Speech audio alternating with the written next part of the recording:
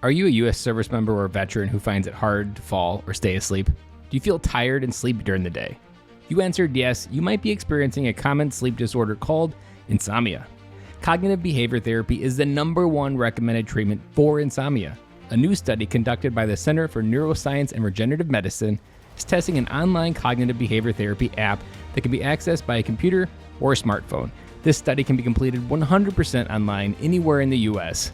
Active duty service members and veterans between the ages of 18 and 64 who are experiencing insomnia and have had a head injury might be eligible to participate. Interested in learning more about this opportunity? Call or text 301-456-5474 to connect with a member of the studies team. That's 301-456-5474. Or visit militaryveterandad.com/sleep. Dory 1, this is Fire Team Delta. Dad's coming home.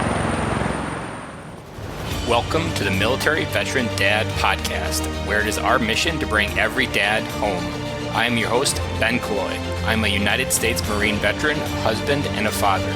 We will bring authentic conversations to inspire action in your life so we can close the gap between the dad you are today and the dad you want to be tomorrow. This is the Military Veteran Dad Podcast.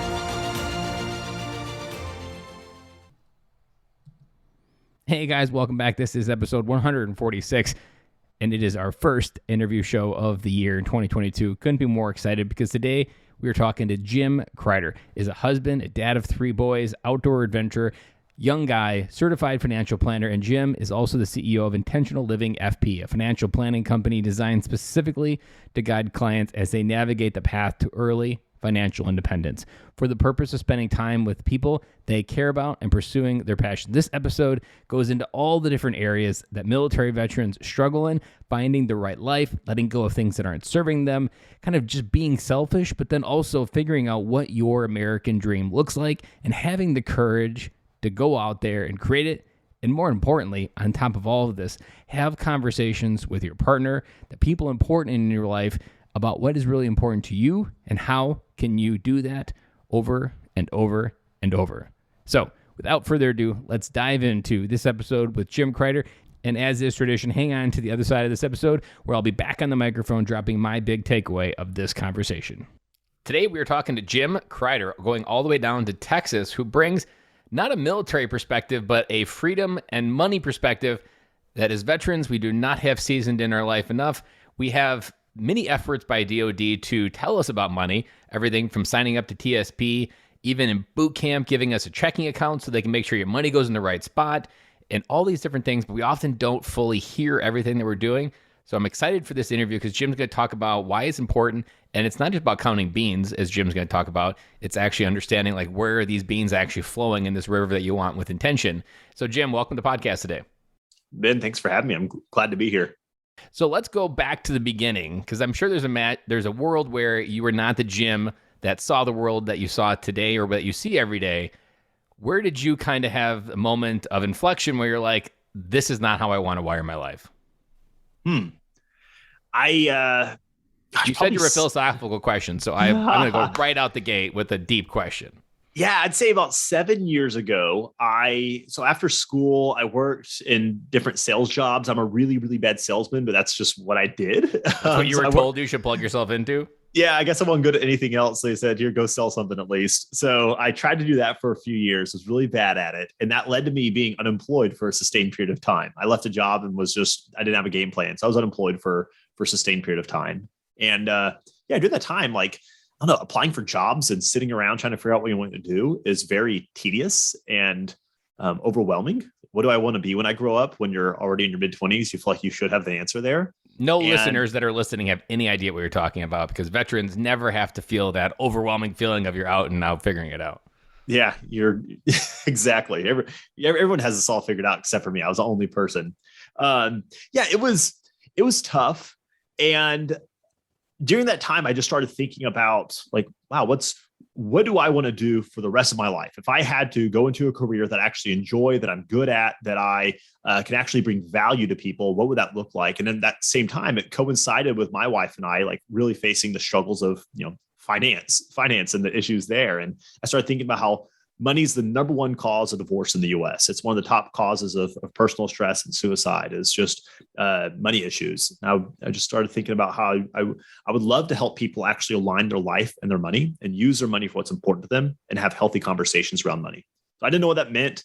I just knew that would be important and helpful for Kendra. My wife, her name is Kendra. It'd be helpful for Kendra and I, and that'd be an amazing way to be able to spend a career. So I just I dove into that without understanding the implications of what that looked like. But I just took the first move that made sense and just kept going down that road. So I'm going to call an idea out that I think has a deeper question. We're going to see what happens here. That question, the way you decide, like you said, like there's a deeper meaning. There's more to life than just work. There's providing value. There's a richness to that you should do. That is not standard programming. So if you were to think, because I feel like this was like a question or a quote in the side of your head that was always a knowing that was just like never would go away, and everything you tried doing, this thing was still on the side. But who put it there? Who helped you understand that maybe this thought that you then maybe had learned the hard way to follow, or what even following looked like? Where did that come from? Maybe it's because I'm a millennial and we want to feel good about whatever we do. Maybe that's it. I don't know. I've always been pretty introspective and not really driven by money per se, but actually fulfillment. And I've always had the desire to be good at whatever I'm doing. And unfortunately, I guess I'm a jack of all trades, but I wanted to find something I was actually an ace at that, again, actually deliver value to people. So it was just melding of a whole bunch of areas that had me thinking, well, if I'm going to, you spend more time at your job than you do pretty much anything else for your working age life. If I can spend that much time doing something, it might as well check those boxes of satisfaction and helping and fulfillment and all these areas. So yeah, and I had the time. I started thinking during that time of unemployment, I thought about maybe teaching high school geography. That'd be fun. It'd be a way to impact kids and help them think about the world in a different way. I thought about just a whole bunch of odd things. And I started looking at what are all the things that these have in common. And it was not money by any means. Talking about a geography teacher. It was having the impact on people and allowing people to view whatever subject it was through a different lens to allow them to go further in that area and the implications on their life. And again, that all brought in this money conversation and aligning life and money. That's sort of all where it went to. I don't know how I got there. I grew up in a household, we didn't have a ton of money per se, or by any means, but it was definitely this, we did listen to Dave Ramsey a lot and went through those courses and stuff. Even just having that in your ears, I didn't figure that out until I was 30 and even heard the word Dave Ramsey till I was 30. So having that seed planted, live like no one else, so later you can live like no one else, like that thought will change your life, perpetuated on the side of your head in life as it keeps going, unfolding. Yeah. Even when I remember being young and hearing people talk about friends' parents or whatever, like, oh, I always wish we could have gone to Italy, but we just couldn't afford it. But we're outside playing and I look up and I see a big old satellite on the roof. It's like, all right, you say you can't afford Italy, but you're paying $300 a month for TV. If you say something's important to you, I don't see it actually working out in your day-to-day lifestyle. If it's truly important, make the sacrifices, make the trade-offs. So even as a young kid, I recognize all right, there's trade-offs here. And a lot of people aren't willing to make those trade-offs. I don't know if that's because it's a subconscious, like they don't have the grand vision for what they want to achieve, or if I didn't know if it was intentional or unintentional. And I've come to realize over time that most people just sort of walk through life accidentally rather than understanding what's truly important to them and causing their day-to-day actions to align with that. So walking intentionally. Let's go to a different thought, because there's a lot of veterans out there that are millennials that even have subscribed to what you just said, but most people generally have this feeling, who the hell am I to get what I want in life? So how did you work through that thought? Or even maybe if that was ever a limiting belief. And because I've also met people that they just didn't know that they couldn't have what they wanted in life if they put their effort to it. Like they were just too blinded by you just say it, you can speak it to an existence and it should happen, and life doesn't really work that way. But from me, because I had lots of ideas like that, but I was always like, guys like you don't do things like that. I would say I'm probably the latter of what you described. Like, why not me? Why not? And again, I'm by no means the smartest guy you'll come across. And maybe that helped, is recognizing there's opportunity. My grandparents instilled in me and all my cousins from an early age this big thinking, perspective, this way of looking out beyond yourself and identifying what's important and be able to chase after those, and encouraged us to read a lot of books that really planted those seeds inside of you. Like, you can accomplish these things if you put your mind to it. So I think that also instilled me from an early age, like, again, why not you? If you work hard enough, you want to do these things, you can do these. There's a saying, I can't remember who said it, but you can have anything you want in life. You just can't have everything. And that's something I sort of cling to is, everything in life requires a decision. There's trade-offs, there's opportunity cost. And if you truly want something, like, yeah, you can probably do it. But if you're going to choose one thing, you are going to give up something else, purposely or not. And I probably identify more the latter of, again, why not me? Not, oh, well, woe is me, I can't do that, that's for someone else.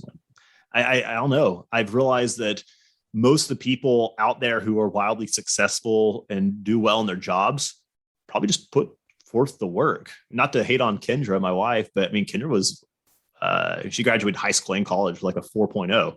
I was about half of that GPA. And we regularly talk, and she's like, man, you're actually doing what you want. I just spent my whole life studying. And that just goes to show, like, it's a perspective thing, like finding something you really want, just running after that fully. And if anyone out there, if you can just do that, identify something that's important to you and just run after it, like, you'll probably be successful if you're tenacious enough. It's not about, I'd say it's less about skill than people give it credit for. So let me have you put your financial planner hat on for the couple that walks in that maybe have designed their dream, but they don't really see the path to get there. Because what we're talking about is two kind of fields of thought. One is actually you actually design your entire life for exactly what you want. But then there's another one from the financial planning of you do what you're doing every day, and you're more focused on how do you essentially build your future to where you want it to, so that the bus is pointing in the right direction and you get where you want to go. How do you help different people that maybe aren't necessarily focused on like having everything want every day, but just working about making sure their money goals get them where they want in the end? First off, we start off with understanding not just what your goals are, but what's the intent behind the goals.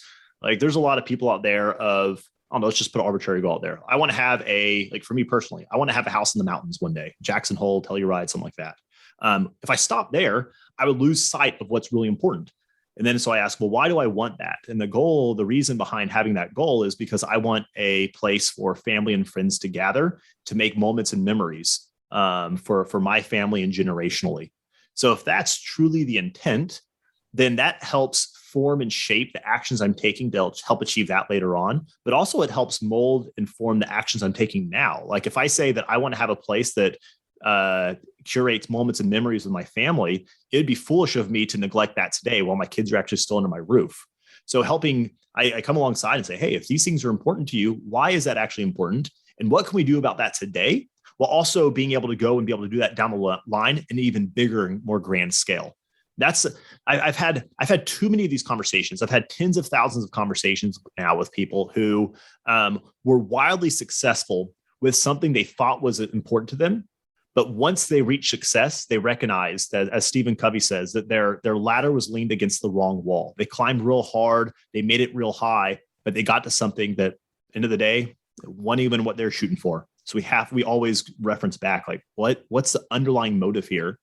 And is there a way that we can actually get there more quickly when we actually look at what's truly important to you, not surface level? I love that, because in many cases, that ladder can be the military career. That ladder can be these things that you're told to. I mean, the most common advice is you do your 20, you get that pension, unicorns and rainbows show up, you get a lifetime paycheck. And it all sounds good at the end, but in many cases, it's a very lonely ending, because either you lost your family along the way, or on the way out, everything explodes and you end up getting a divorce, and you realize that, like, that was the wrong ladder.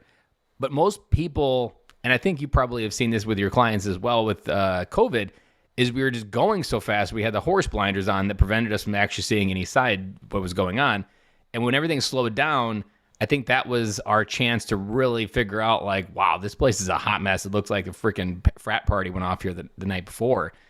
And we have to really figure out, like, how to clean it up and make sure that we're not just running around with our blinders on. Yeah, I completely agree. You've seen a lot of people exit jobs, and a lot of people are really pushing for working from home. People recognize during that time period of I get to spend a lot more time with my family if I'm not commuting 2 hours a day to go to this job I hate. I think I want to keep that. So it was a forcing mechanism to reevaluate like what could life look like if I made some changes. So a lot of ways, COVID forced some healthy reevaluation of priorities. So obviously there's good parts of that for sure. I'm happy to see that. In the most common way of thinking, there's a lot of belief systems that have to stay true in order for people to keep believing the average life of doing 30 somewhere or sticking to the end and climbing that ladder and everything should be perfect at the end and you can enjoy your retirement when you get there, but you're going to work your ass off till you get there.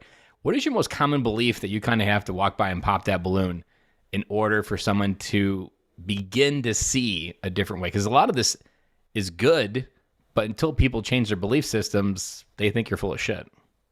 I think that comes in with helping people recognize that most people who do that traditional retirement situation, work 30, get your pension, call it a day, go to Florida a couple times a year, watch a lot of, Jeopardy and play golf with your buddies a few times a week. Most of those people are really miserable. And what would be a much better strategy would be to find something that's fulfilling now and align your lifestyle with that. And if that means, of course, not everyone's going to absolutely just fall in love with their job and just wake up dancing to work. But certainly I would not advocate for making yourself go to a job that you hate for 30 years so you can one day leave and do something that you find out later on that, gosh, I really don't want to play golf with these guys 3 days a week. This is not fulfilling either.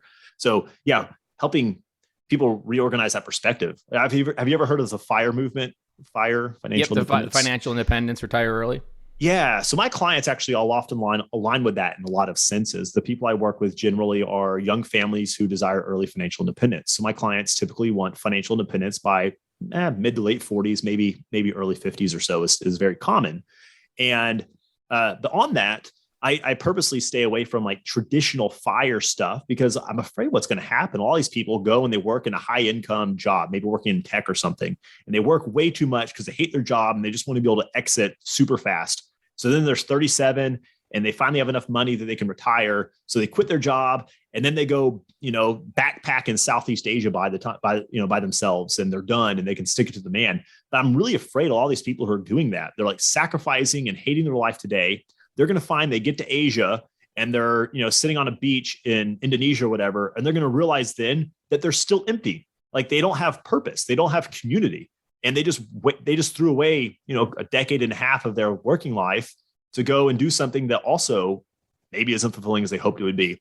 So it's really forcing people to reevaluate, like, what do I really, really want? And most people don't know that. Most people don't stop to ask, why do I think I want this? And if this is really something I want, and now that I understand why I want it, what are the actual implications of that? Because dollars and cents and mutual funds, or even like the outer expressions of those actions, the goals themselves are very arbitrary. And frankly, they're not that important. Like even just a goal itself, like I want X, I want retirement at X date, or I want X dollars in the bank, or I want this possession. Those things change. And that's okay. The purpose of goal is simply to inform the best next step to take, understanding that goal is probably going to change. I would assume, Ben, that your goals today are different than they were 5 years ago, and they'll be different 5 years from now than they are today. That's really common. So there's a lot of danger in stopping at the goal itself instead of actually peeling that back. So I think just that's the biggest thing. You asked, like, what can we do to pop that bubble as far as, doing all these things and finding unfulfillment, is forcing people to question their motives and pull back those layers further till you're actually exposed and raw about, okay, this is actually what I want. Like, really succinct anecdotal story I have is I used to work, I did retirement planning for like a lot of physicians. So I worked with a lot of families who made a lot of money. So all these people were in their 60s, making several hundred thousands, if not a couple $1 million a year of income. And a lot of times we would start off the conversation talking about the dollars and cents. And they were wildly successful on the dollars and cents side of things. And then I'd pause the conversation. I'd come back and, hey, Mr. and Miss Smith, I'm curious, like, y'all have done really well money-wise. Like, why did you decide to get into medicine? Like, it worked out great. What caused that? And here's a super common story along the lines. I've had tons of these. And usually it looks something like this. Well, when I was a kid, we didn't have much. And I heard my parents fight about money all the time. We didn't know if the lights were going to get turned off. We always had ratty clothes. Food was scarce and really bad. My parents argued about the bills. And when I was a kid, I just decided that I'm going to do something that made more money so that my kids would have a better childhood than I had. Like, wow, that's awesome. And clearly you did that. You made a whole lot of money. Like you did what you said. Your kids, you told me earlier in the conversation that your kids are grown and out of the house now and they have their own families, but you said you did this so your kids would have a good childhood. How was that? How was having kids and raising them? And I think for the first time, so many of those people I talked with, for the first time, they ever stopped to think about that. And they realized that, 11-year-old them, when they wanted to make money for their kids, they realized there was a disconnect.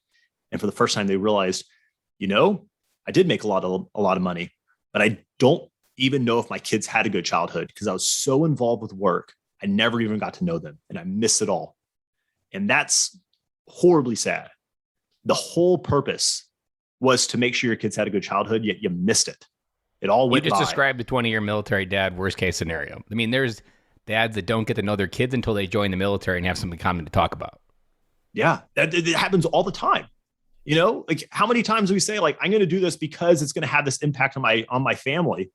Yet, like for me, I personally, I'm 31 right now. I want the ability to not have to work by the time I'm 45. And the reason that is because at that age, my kids will be in their mid-teens. And I want to be able to, we love going to the mountains backpacking. I want to be able to go and do these really long backpacking trails with my kids and have these years before they have their own families and are busy with school and all that stuff. We'll go out and make these big memories.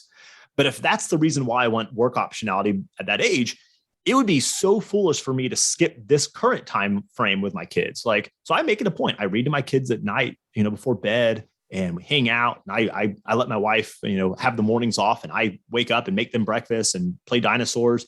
It'd be foolish to say, I'm going to do this later on, yet skip all of that today. Now, there's trade-offs, and there's a place of like, I can't do all these things, so I can do them. And by giving them up today, I can do them further and more so later on. But you have to bring into perspective, like, why I'm actually doing this. And that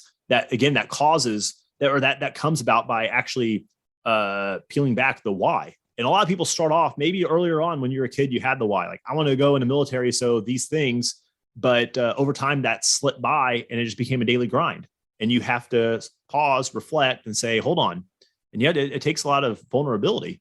But until you're vulnerable with yourself, it's going to be hard to actually take meaningful action. You brought up something with the doctors, and every time someone says this, I always cringe a little bit because it took me a long time to figure this out, is we always say we want a better life for our kids. And there was a book, I want to say it's The Greatest Generation by Tom Brokaw. He wrote that the greatest generation, the one thing they wanted for their kids was to have it better than they did. They grew up in the Depression. But in that single moment, they took away the one thing that made them the greatest generation. They had the resilience. They had the grit. They had to fight for what they had to get. They were very capable human beings. And so I always reframe it as, I don't want my kids to have a better life. I just want my kids to have a more capable life. But capable life comes from experiences. It comes from what you're talking about, backpacking, experiencing, and going out into life and actually falling down, getting back up, figuring out how you're going to climb up this rock face or figure out how you're going to get a fire lit tonight because it rained. Those are where capabilities are grown, but that's not what we slow down to into life because that's not the life we're told to have. It's not the one that the economy says you need to have. It's not the one that Target says you should have as well. Target says you should just have enough money to go spend your Target run that weekend and come back and rinse and repeat. But there's so much depth to what you're talking about that really got me excited because that's exactly what we talk about in this podcast, that your life isn't made up of what you do. And there's a quote that I can't remember the guy's name that says it, but no amount of success outside the home will fix a failure inside the home. And that's pretty much the modern day man, is we chase this success because that's what our grandfathers did, that's what our dads did, and that's where we were told to go. But that hasn't perpetually led anywhere. It's led to a 50% divorce rate, 70% of people that are in the system, within the prison systems, don't have a dad in their life, they're fatherless homes, and it just led to this whole catastrophe, like breakdown of how a man should show up in a kid's life. And what you just talked about there is that awakening. Now, the hard part is it generally is it's easier to wake up when you have money, but when you don't have money, it can often I can feel it in myself, where when I lost my job, the whole world shook. I mean, I no longer had this thing that was issued to me every 2 weeks that showed up in my bank account. Like, how do you refigure out that the world's going to be okay when that doesn't come? That's an entirely new vulnerable experience. And now almost 2 years later, I'm still figuring that out, but I'm diving into it. I'm balancing what you just said, making sure that I don't pass up adventures now while the kids are younger for something in the future. I knew, especially with the Military Dad podcast, while you're trying to help dads, you're also taking time away from being dad. Like, I knew no amount of success on this podcast was going to fix a failure within my family. It wasn't going to buy back time. And it's something we just need to be conscious to. Yeah, no, I completely agree there. It's part of that you mentioned, like if you're not set up like financially right now, it's hard to let your mind go there and like think bigger. But you can always do those things. Obviously, there's a place of just satisfying base needs in life.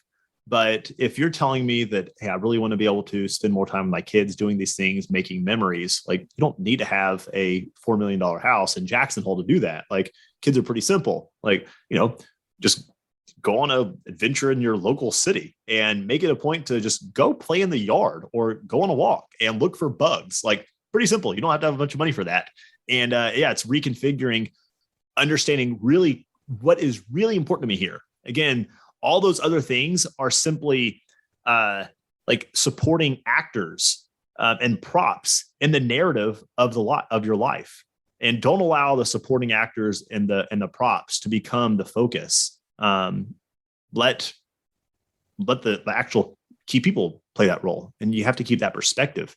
So, and I definitely get what you're saying. I mean, Kidder and I, when we were newlyweds, we were absolutely broke. I think in 2013, our gross household income was like 13 grand, super poor. And it was fun. Like for some reason, always romanticize being a poor newlywed. And it was great. Like, a date night was sharing a pint of ice cream and just sitting outside under the stars. And, it was fun. I don't want to do that again. But again, that's some of our favorite date nights to look back on, are those days when, all we had was one broken couch and we didn't have a TV. So we watched movies on our laptop, because at that point, what was important is being together. It wasn't a large TV in a fancy place.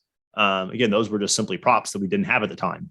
It was ultimately to serve the purpose of this. And that's really what money and things are for. They're simply resources and tools to help you do what's important to you. I think what you also hit on there is an identifying, like, I feel like the less money you have, and depending on it, also can come just like what you grew up with, is whether you feel like you can break free of the box. Because if you feel like the walls around that box are really close to you, they feel like there's not much room to explore even what maybe I have this idea wrong.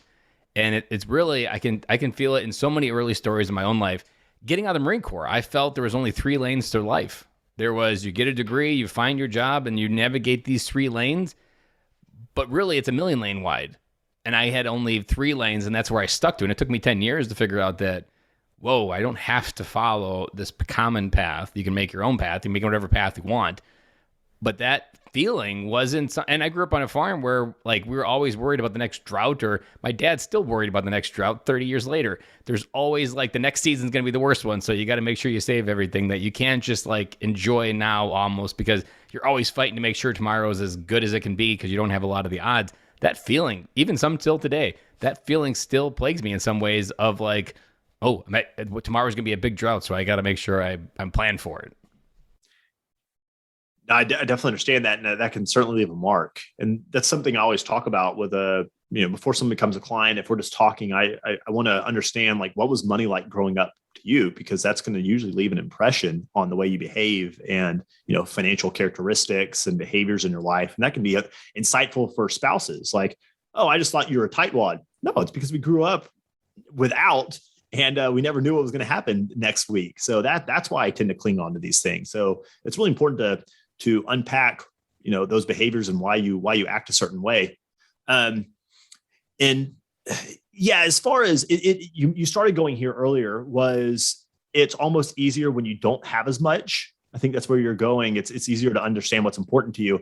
And I remember a few years ago, I read a study. It pulled people across like all different types of income spectrums, like people who are making like 30 grand a year. So I guess as a household, so below poverty line, up to several $100,000s a year. And the question was, how much money do you need in order to feel successful and comfortable. And across the board, everyone's answer was if they made 20% more. So if someone was making $30,000, it was 20% more. So just $6,000 more, they would be successful. And people making $300,000 more, if I just made 60 grand more, then I would feel comfortable. So 20% more. And that's, you have to pause and reflect. I mean, gosh, like I said earlier, I work with a lot of high income people. A lot of these people who make a lot of money, like physicians, they are just as stressed as anyone else about their finances. They're just as broke. They're just broke with fancier toys, and their stresses just look different. Going back those stories I've heard countless times about people who realize that they didn't know their kids because they were so busy working. They also admit like, hey, we actually fight about money a lot too, but we don't fight about if the power's going to get turned off and which bill we have to pay. But like, why you keep buying these toys? I want this, you want that. So it's a lot of, we always think that the grass is greener. Like, oh, if I had more, then I'd feel comfortable. But again, like that's how everyone feels. If I had 20% more, then I'd be able to rest. But that's where lifestyle creep. You make more, you're probably going to spend more, and you're still going to be just as stressed later on. That's almost what you just described there is the downside to consumerism, because consumerism requires patterns. It requires you to spend more, and it requires that you don't have enough to keep going with what's being presented. And I feel like that's consumerism, capitalism, it's a great American machine, but the downside is it's never enough. And you have to this is not something we're taught. It's part of the game that we're taught to subscribe to, is that I've heard that survey as well, that no matter whether you're making 5 million, it's always 20% more of, I would be perfect if I just made 20% more. And that's the illusion. And again, we talk about speed with Corona. We were just going so fast, you don't actually even see what you're going towards. I want to shift to a different area, because I think there's a lesson here that could go and a benefit. We've talked about it a lot, but I want to see how it's playing out in your life. You're only 31. You're extrapolating out to 45. You're a smart guy, but you also probably know that you can't do this alone, that you actually don't have all the solutions. You don't have all the answers to the questions. You don't even know you need to ask. So how do you manage your network to build your network in a way that you have the resources, the people, and also continue to widen? Because we often have a limitation of how wide we see the future. How do you manage that going forward to make sure that you realize that I need people around me to get to where I'm going 45, and it's a constant effort to make sure that the tribe that I surround myself with is going to influence my decisions, my thinking, my dreams, to make sure that I hit my mark? There's people who play instrumental roles across different areas. So, I mean, just business wise, I have mentors, I have other professionals I work with, like for the technical side of things, like, working with CPAs and business coaches to make sure we're going there. But outside of that, yeah, I have close friends that I stay in close relationship with to make sure that I'm not negotiating the things that are important to me, for those dollars and cents things. So I can retire at 45. Like, I have the people that keep me accountable on those lines. My wife and I, we have community that know both of us together and our relationship to help us keep accountable and make sure that our marriage is healthy and our family is healthy. Our parents, fortunately, like both of our parents are great. So they're there to be able to count on and have those conversations with and play as role models on what does a healthy marriage look like, and how do you continue to date despite being married for multiple decades. And my wife, herself, like we talk about this stuff regularly and keep each other accountable for, what's the grand vision here? What are the actions we need to take? And it's not all about budget and investing. It's like, hey, you said that you want to make sure you're doing these things. And you said that, this is important to you. Like, are you actually acting on that now? How can I help you out? So it comes with, again, coming back with like vulnerability. You have to be open enough to people and to go to people. And outside of that, like I tend to read a lot. I'm a big reader. There's a handful of books I reread every single year that play key roles in my life. So, just consuming information, and then, seeking out other people you've seen to be successful and people that know you well, that are going to ask those hard questions and push and probe and prod you forward to where you said you want to be. Was that something that you always did well, or did you have to kind of learn the hard way that you can't do it alone? I think I've always done that well. I've always known I'm not the smartest guy. Like, that's what I think that's what I have Your going GPA for me. Probably reminded you of that, and you're like, this is the signal from the universe. So Kendra, a few years ago, I think it was for my CFP or something like that. I passed a test. I don't know what it was for. Someone needed to know my GPA, and I had work. So I said, hey, I texted Kendra. I said, hey, can you go by the school and whatever the registrar's office and have them just give you my GPA? They won't give it to me over the phone. So can you have them give it to you? Don't make fun of me when you get it. She's like, oh my gosh, is it embarrassing? Like a 3.6. I was like, if that's embarrassing, you're going to divorce me when you see mine.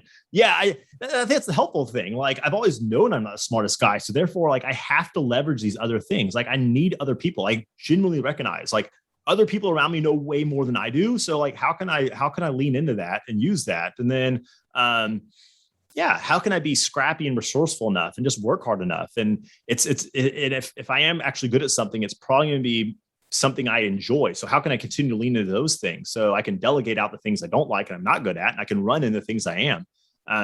So I'm very grateful for that, for sure. Let's go into a different area, because adventure is something that's part of your life, and adventure is something that I incorporate in my life. And I'm a big believer in adventure and kids and how it seasons your life. So what's your mindset, or what's some of your just basic principles of how you make sure your kids are understanding adventure, or even how you create simple adventures? Because we can often overcomplicate it. It doesn't have to be the Grand Canyon. So I'm interested to see how your parenting philosophy weaves in with adventure in your young kids. Yeah, so our kids are young. So we have 3 boys. They're 4, 2, and 9 months.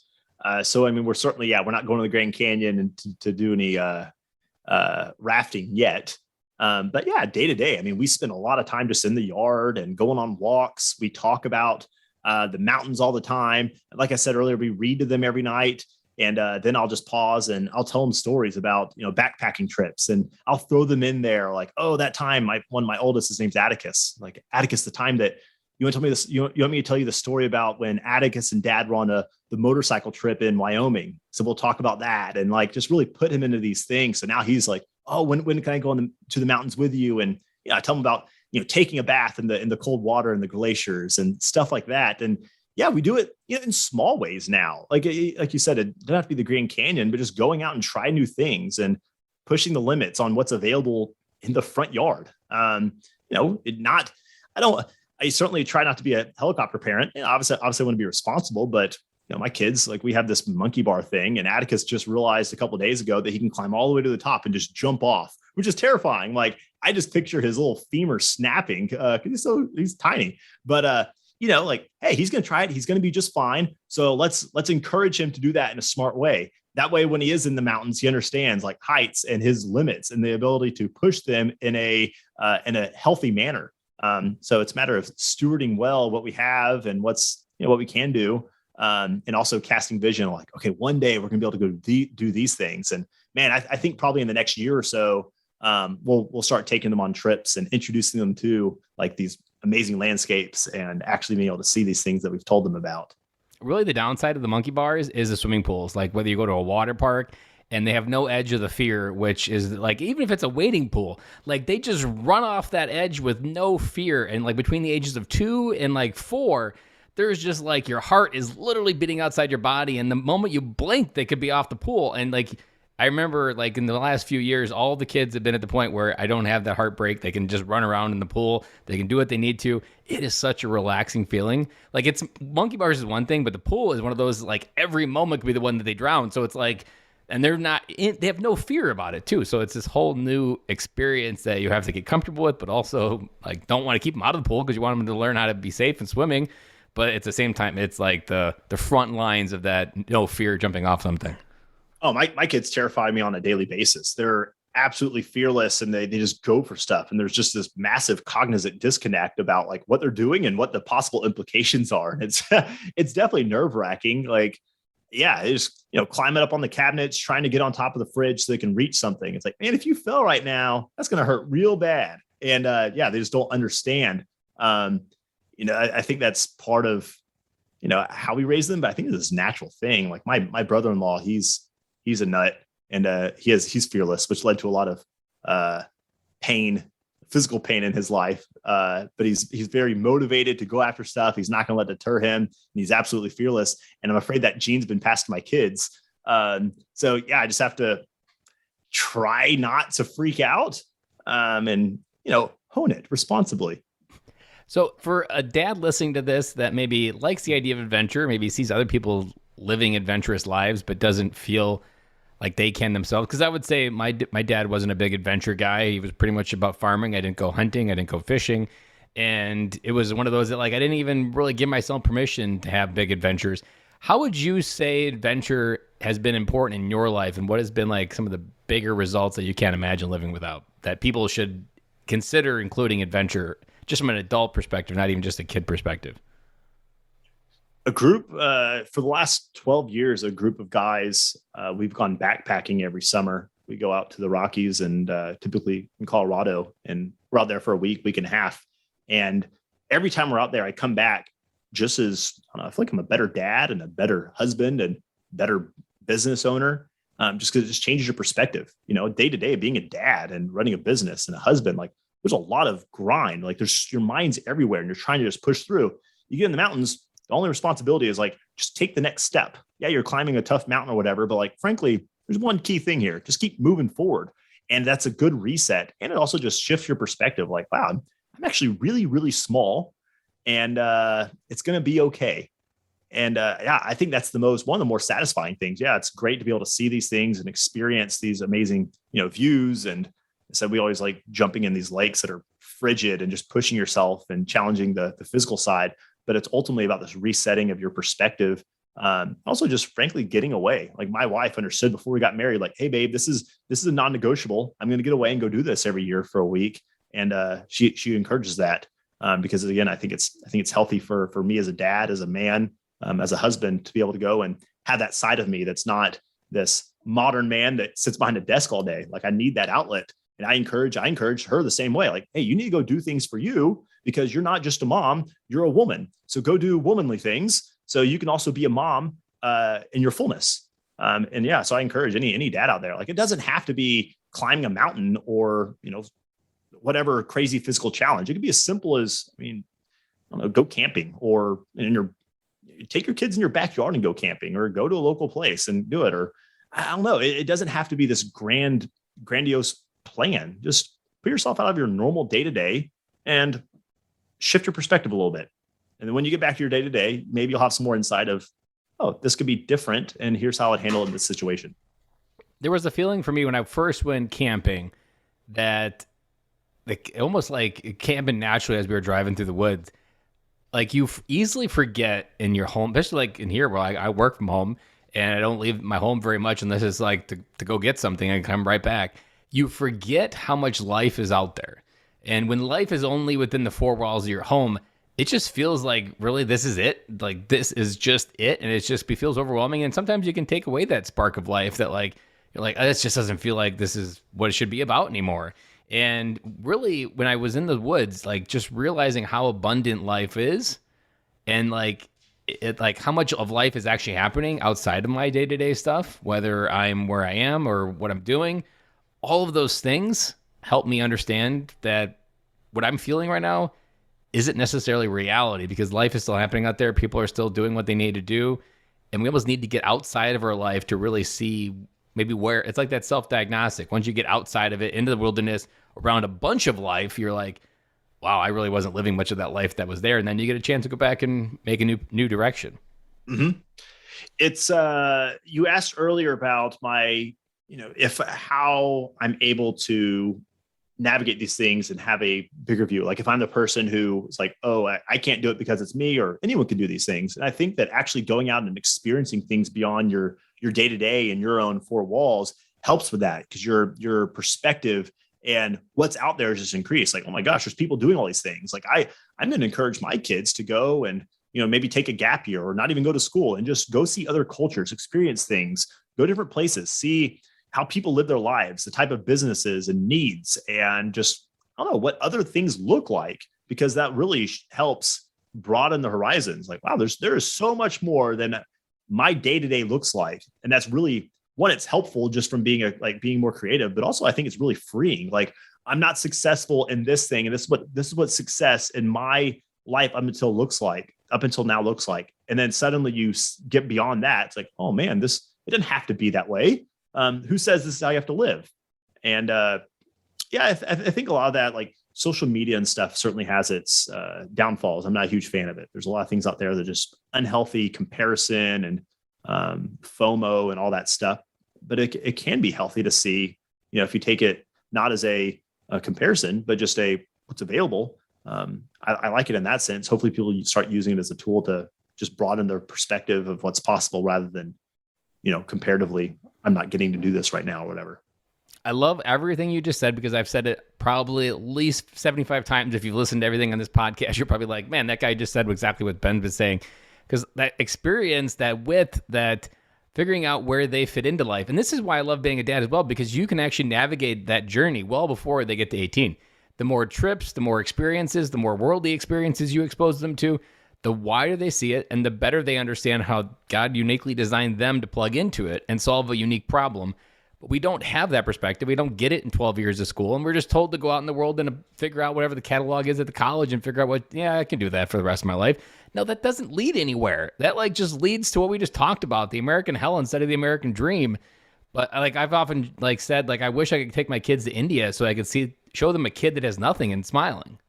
Because that's what you really need before you enter the world is seeing it's not about the materials, it's about the experiences of life and who's experiencing life in a way that I really resonate with, and I want that life for myself. I like that. I know my wife, they grew up, pretty suburban, normal American family, but their parents made it a point. They went to Mexico to on mission trips and stuff to see how these people lived. And hey guys, this year we're going to go skiing in Colorado, but next year's vacation is we're going to Mexico and we're serving to help you see that this isn't what you have is not what everyone has. And I definitely would do that with my kids. Obviously I want my kids to have things and experiences and stuff that I didn't get to. But it's not about the stuff. I want them to have this mindset of being generous and loving and grateful for the things they do have and being able to just, go into things with open hands and open heart. I mean, that's where people don't have much at all. They have the ability to be grateful and be generous. And you can have both of those things if you have a lot or a little. And I want them to hang on to that mindset. Well, Jim, this episode has been everything that I wanted it to. And I feel like we should have known each other decades before because of how common our thinking is and where we're going and just the different patterns of where we were at in our own life and how we want to design it.